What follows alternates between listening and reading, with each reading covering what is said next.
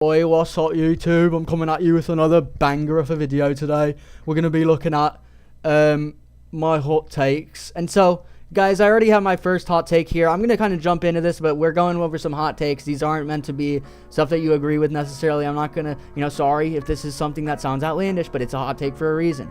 So, my first hot take for the flyweight division. We're doing this per each division. My first hot take is that Steve Erceg will be the second greatest flyweight of all time, right? I know at this point we probably consider either Pantoja or Figgy to be the second greatest flyweight of all time, but I'd probably lean towards Pantoja just because, obviously I think Figgy is above Pantoja all time, but that's counting his Bantamweight win. So if we're just looking at flyweight, guys, I think Steve Erceg is on his way there.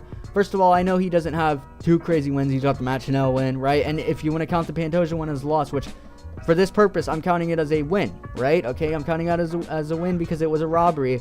But I think if he gets, wins over Kaya Sakura, well, even that, if Kaya Sakura comes to the UFC and he gets a win over him, that'd be amazing. But Kai Kara France, if he gets that win, which he's going to get this weekend, that would be amazing for his legacy. And then, if he fights Brandon Moreno, Royval, Tatsuro Taira, any of these guys, I would pick him to win these fights, and because I actually do think he is a great fighter. So I think that for me, I know it's a hot take for most people maybe to say it this early, but I think he will, because he is so young as well. My fucking thing just made a noise, my PC, but because he is so young, and in my books he is undefeated. I think he does have a great future, a bright future ahead of him, and I think he will be the second greatest welterweight flyweight of all time. Marlon Chito Vera will beat Peter Yan in a fight. Now, sadly, Chito Vera, he is my favorite fighter, so guys, I know you guys are going to hate on Chito Vera. You guys love to hate on Chito, but I value him. He's not the best of the best, but he's still a good guy, and he deserves to be there. I know. I'll make a separate video on this, because I know you guys are going to say, most overrated flyer in the UFC, when he's not overrated if you're underrating him by saying that he doesn't even deserve to be in the UFC. And he looked good against Figgy, but I'm gonna not talk about that right now. I just think he would beat Peter Yan in a 3-rounder. Let me be specific. In a 5-rounder, I think, 5-rounders typically do benefit Chito, but because he is a slow starter. But I think that with the Figgy fight especially, this showed me that Chito could benefit from some 3-rounders, especially against a guy like Yan. Now, the reason I say that is because Yan is known as a slow starter, and Jan's been losing a lot of his 3-round fights, right? And it's not because Jan's necessarily worse than the person, it's because he doesn't have enough time, which is a similar scenario with Chito Vera, where he lasts a very long time, and that sounds a bit weird, but he's in the octagon for a while, and he's not necessarily getting destroyed, except for like the, I'll say this, the O'Malley fight, he did get destroyed. But I think stylistically, he could beat Yan, and I know you're going to say, because Figgy dropped him, that, Yan is going to box him up, which I could see happening, but I'm just saying that this would be a close fight, like a 50-50 fight almost, which people are going to not agree with, and I would pick Chito to win this fight. So that's why this is a hot take, because I'm sure most of you guys are going to say Chito gets destroyed, but I would be picking Chito to win this fight, and I think he would actually have a good chance in a 3-rounder. 5-rounder, I think, would benefit Peter Yan more. Next up, Topuria is the GOAT. Topuria will be the GOAT. That's kind of my analysis here. Now, first of all, Topuria is undefeated. He 50-42'd Josh Emmett. Insanely impressive. 10-7 round. Insanely impressive. He's like one of the only people in UFC history to have a 10-7 round. Then he beat the Featherweight GOAT. Okay, I don't want to hear that Volk was old. Fair enough. It's still a win. We're still going to count that. If Max Holloway did that to Volk, you guys would be glazing it.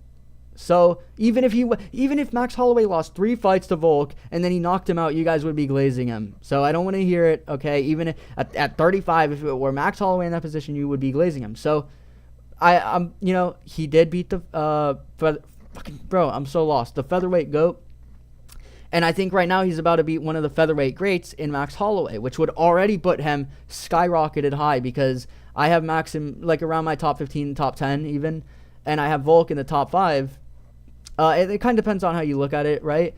But I think that if Ilya does retire undefeated, which I think he will, and he's going to have a couple wins over these guys like Max Holloway, Brian Ortega maybe, Diego Lopez, whoever makes their way up, maybe a Lerone Murphy or something like that. I personally think that he destroys every featherweight.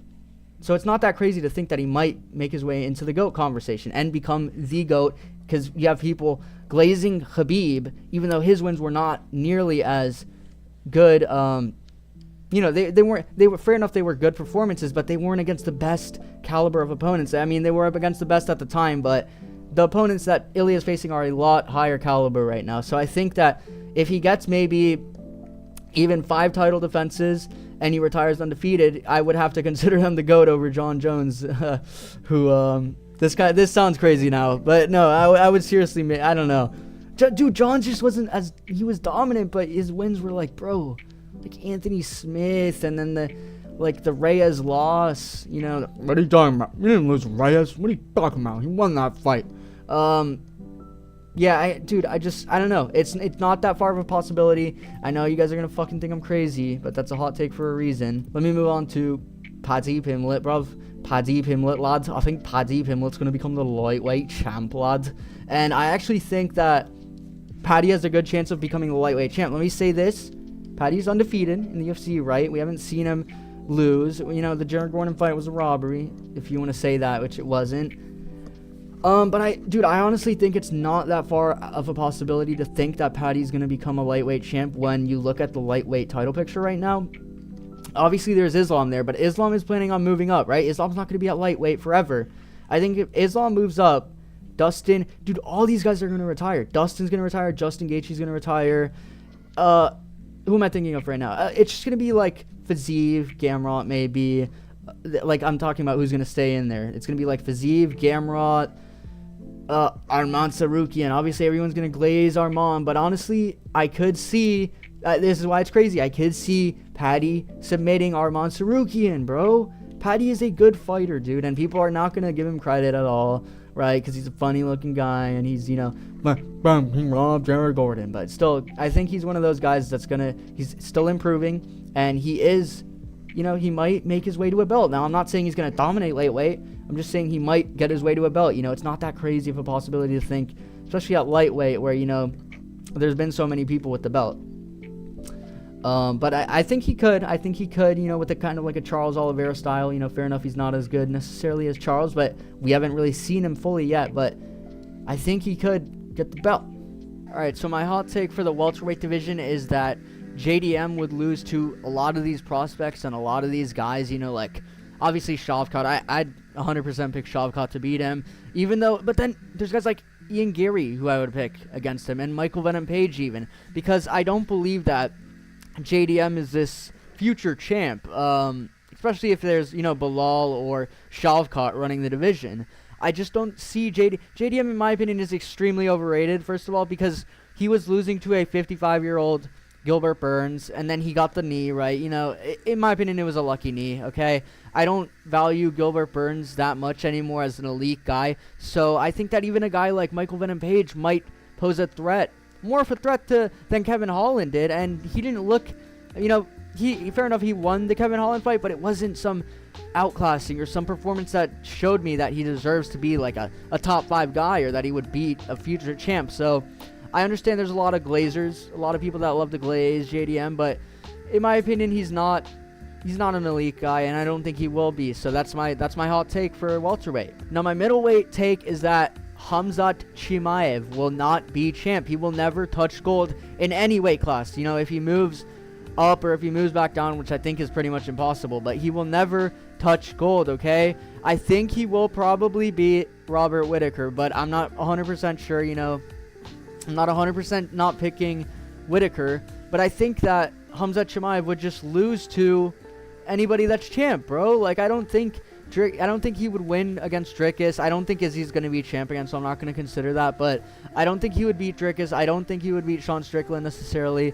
And there's so many people that are around that championship, you know, caliber. And I honestly don't even know if he's going to beat Whittaker. So let me just start with that first of all. But I mean, I don't think he's going to get the belt, especially with these layoffs that he takes. He takes like 3-year layoffs. Obviously it's like 1 year more realistically, but he takes too many layoffs. I think he's kind of made it, in terms of money wise, to where he's no longer looking to get the belt. You know, fair enough, he calls out everybody that gets the belt. He calls out Pantoja, he calls out everybody, but I don't think he's really looking for the belt. I think he's more so looking for money fights and, you know, looking for not even money at this point. I don't know what he's looking for, honestly, but I don't think he's a skilled fighter, but I think that he's not good enough to ever reach the belt, especially with his cardio, and he's always getting sick. You know, it's not really his fault. But we're moving on to light heavyweight.